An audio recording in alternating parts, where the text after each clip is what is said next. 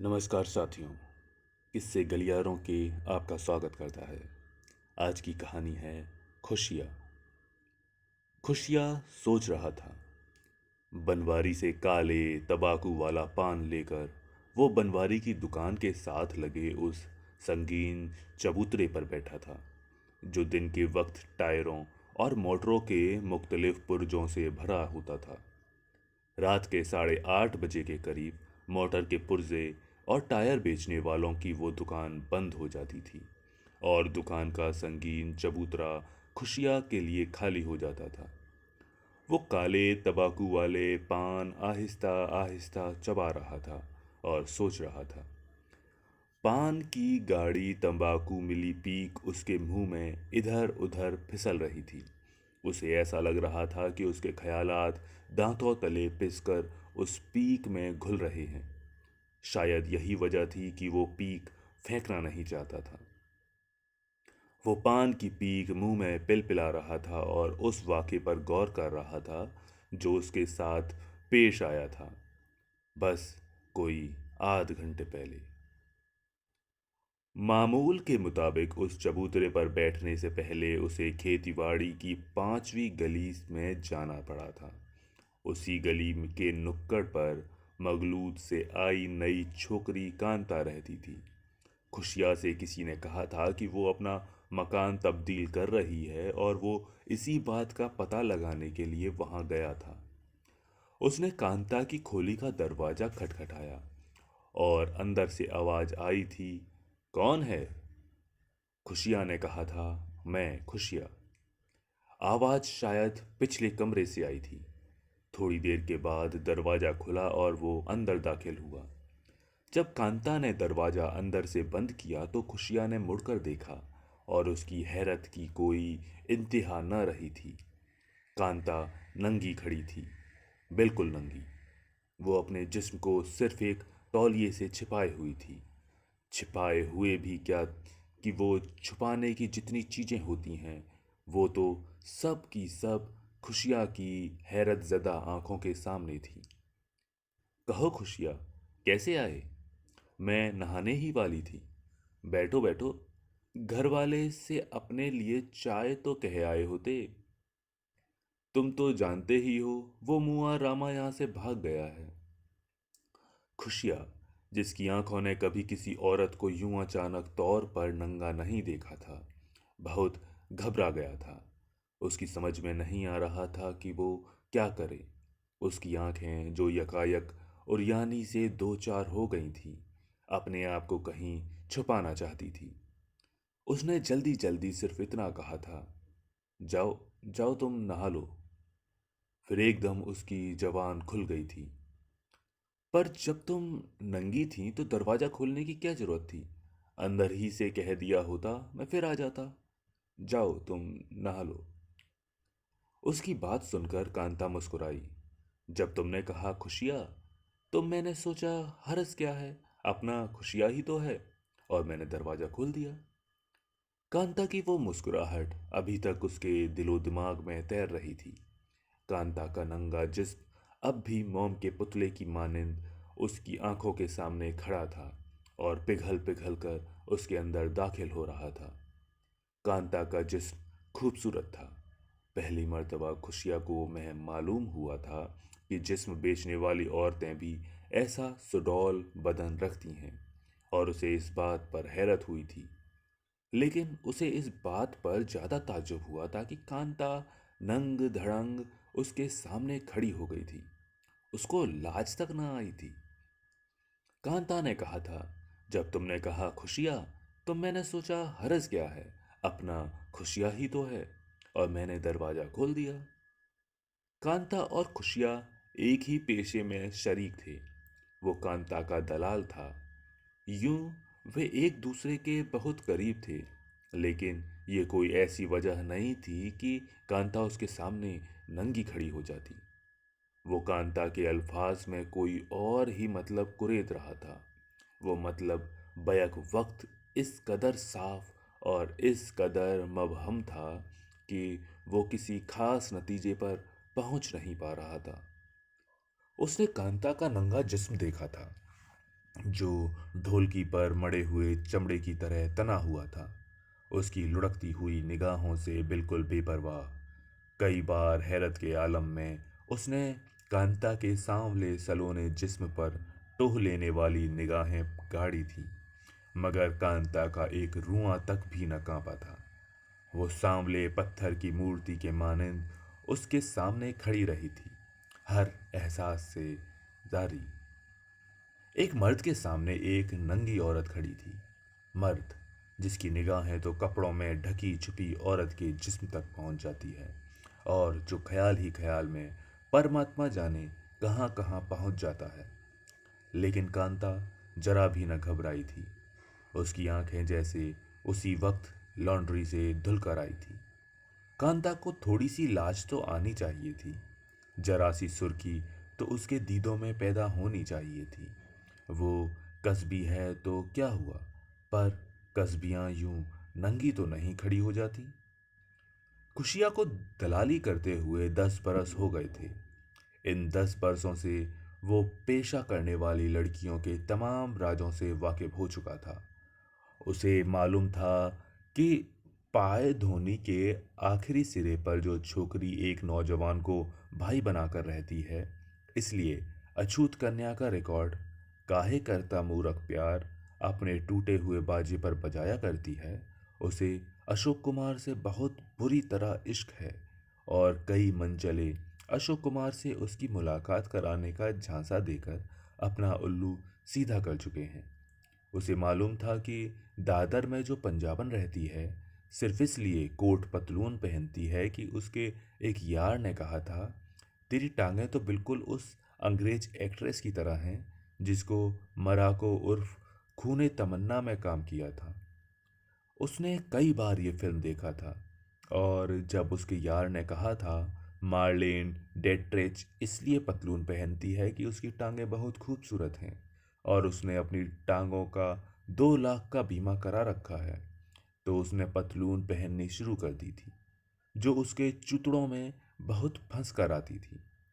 उसे ये भी मालूम था कि मजगांव वाली दक्षिणी छोकरी सिर्फ इसलिए कॉलेज के खूबसूरत लौंडों को फांसती है कि उसे एक खूबसूरत बच्चे की माँ बनने का शौक है।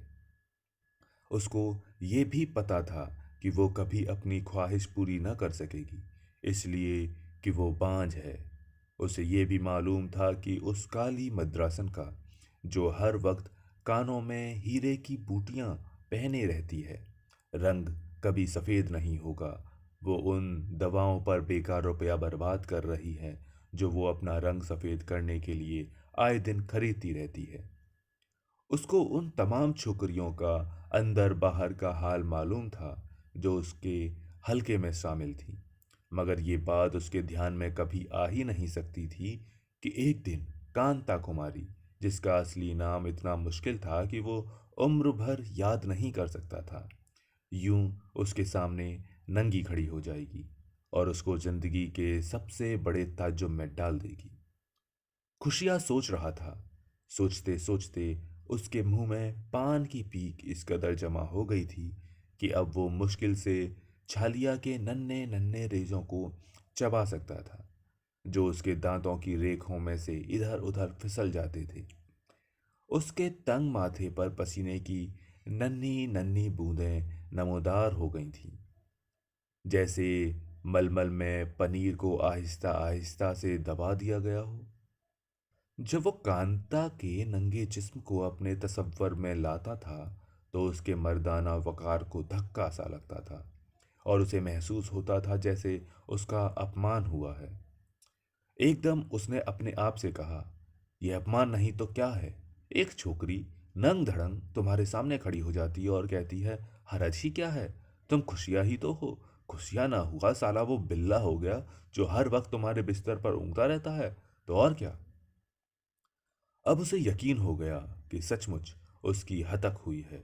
वो मर्द था और उसको इस बात की गैर महसूस तरीके पर तवक्को थी कि औरतें, ख्वाब वह शरीफ हो या बाजारी, उसे मर्द ही समझेंगी और उसके और अपने दरमियान वो पर्दा कायम रखेंगी जो एक मुद्दत से चला आ रहा है। वो तो सिर्फ ये पता लगाने कांता के यहाँ गया था कि वो कब मकान तब्दील कर रह रही थी और जा रही थी। कांता के पास उसका जाना अक्सर बिजनेस के मुत्तलिक था। अगर वो कांता की बाबत सोचता कि जब वो उसका दरवाज़ा खटखटाएगा उस वक्त वो अंदर क्या कर रही होती, तो उसके तसव्वुर से ज़्यादा इतनी बातें आती कि सिर पर पट्टी बांधे लेटी हुई होगी, बिल्ले के बालों में से पिस्सू निकाल रही होगी, उस बाल सफ़ा पाउडर से अपनी बगलों के बाल उड़ा रही होगी, जो इतनी बास मारता है कि उसकी नाक बर्दाश्त नहीं कर सकती। ताश फैलाए पतलंग पर अकेली बैठी पेशेस खेलने में मशगूल होगी। बस इतनी बातें थीं जो उसके जहन में आ सकती थी। अपने घर में किसी को वो रखती नहीं थी, इसलिए उस बात का ख्याल तो आ ही नहीं सकता था। लेकिन कांता का दरवाज़ा खटखटाए हुए उसने कुछ भी न सोचा था। वो तो वहाँ काम से गया था। और कांता, वो कांता जिसको हमेशा कपड़ों में देखा करता था, अचानक उसके सामने बिल्कुल नंगी खड़ी थी। बिल्कुल नंगी कि एक छोटा सा तौलिया तो कुछ भी नहीं छुपा सकता था। उसने महसूस किया था कि जैसे वो खुद नंगा हो गया है। अगर बात सिर्फ इतनी होती तो वो अपनी हैरत किसी न किसी ढीले से दूर कर लेता। लेकिन उसने तो कहा था, जब तुमने कहा खुशियाँ, तो मैंने सोचा हरस क्या है, अपना खुशियाँ ही तो है, और मैंने दरवाज़ा खोल दिया। और यही बात उसे खाए जा रही थी। साली मस्करा कर रही थी। वो बार बार बड़बड़ा रहा था।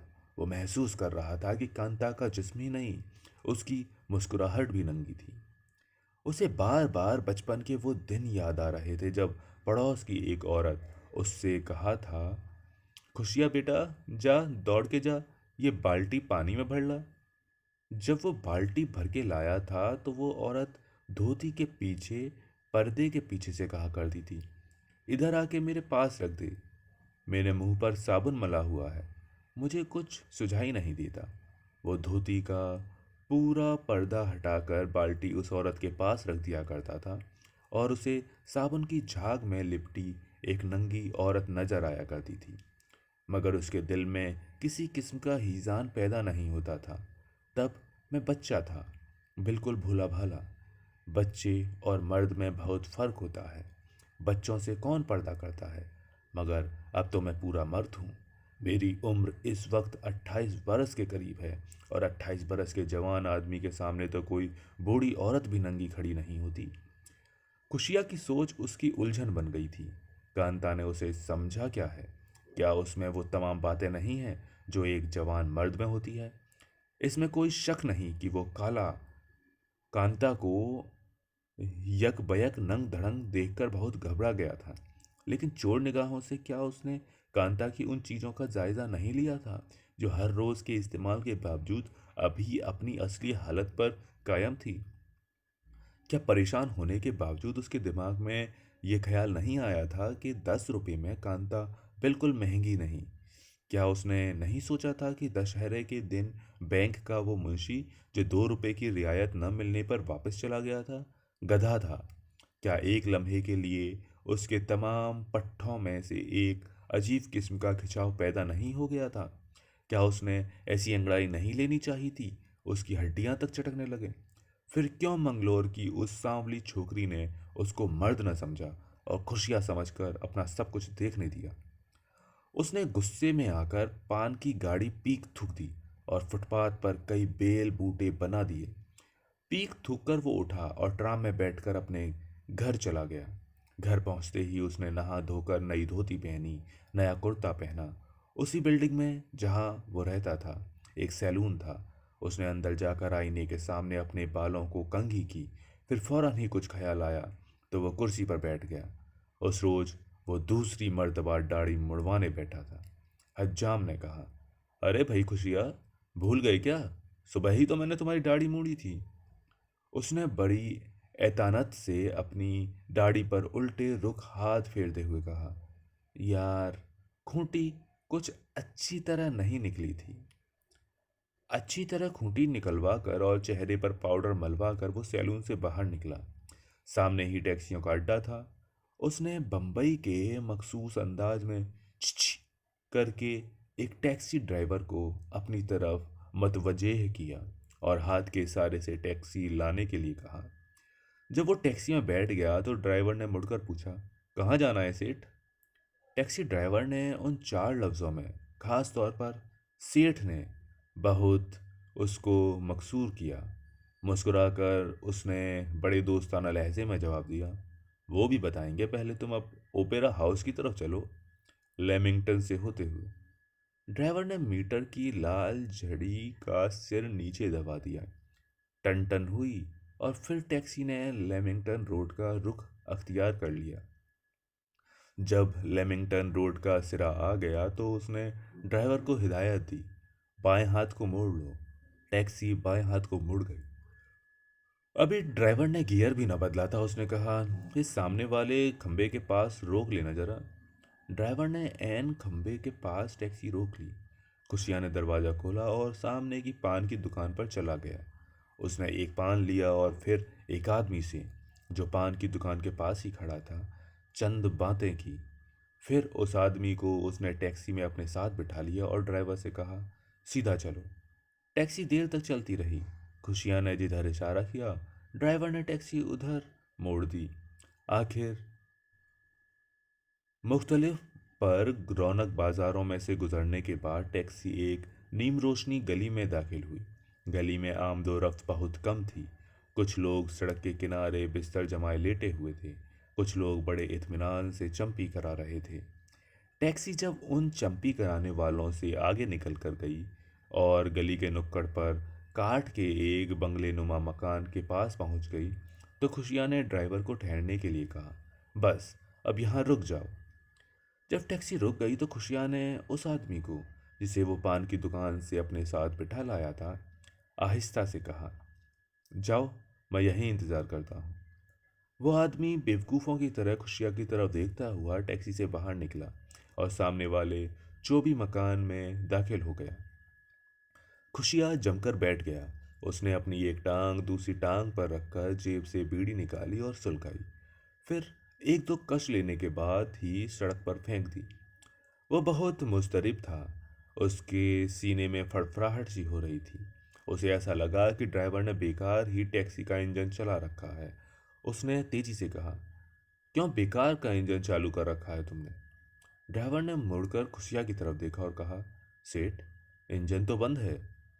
जब खुशिया को अपनी गलती का एहसास हुआ तो उसका इज़्तिराब और भी बढ़ गया और उसने कुछ कहने की बजाय अपने होठ चबाने शुरू कर दिए। फिर एकाएक उसने अपने सिर पर किस्तीनुमा टोपी पहन ली, जो अब तक उसने अपने बगल में दबा रखी थी, और ड्राइवर का शाना हिलाया और कहा, देखो, अभी एक छोकरी आएगी। जो ही वो अंदर दाखिल हो तुम टैक्सी चला देना। घबराने की कोई बात नहीं, मामला ऐसा वैसा नहीं है। इतने में सामने से चोबी मकान से दो लोग बाहर निकले। आगे आगे वो आदमी था जो खुशिया के साथ आया और पीछे पीछे कांता थी। कांता ने शोक रंग की साड़ी पहन रखी थी। खुशिया झट से दाएं कोने की तरफ सरक गया। उस आदमी ने टैक्सी का पिछला बायां दरवाजा खोला और कांता को अंदर दाखिल करके एक धक्के से दरवाजा बंद कर दिया। कांता अभी ठीक तरह से बैठ भी न पाई थी कि उसकी हैरत भरी आवाज़, जो चीख से मिलती जुलती थी, टैक्सी के अंधेरे में उभरी। खुशिया, तुम? हाँ, मैं। तुम्हें रुपए मिल गए हैं ना? फिर खुशिया ने अपनी मोटी आवाज़ में कहा, देखो ड्राइवर, टैक्सी जूहू ले चलो। ड्राइवर ने सेल्फ दबाया तो इंजन फड़फड़ाया। कांता ने क्या कहा, खुशिया ने क्या सुना, कुछ पता नहीं। टैक्सी एक धचके के साथ आगे बढ़ी और उस आदमी को सड़क के बीच हैरत ज़दा छोड़कर नीम रोशनी गली में गायब हो गई। इसके बाद कभी किसी ने खुशिया को मोटर के पुर्जों की दुकान के संगीन चबूतरे पर नहीं देखा।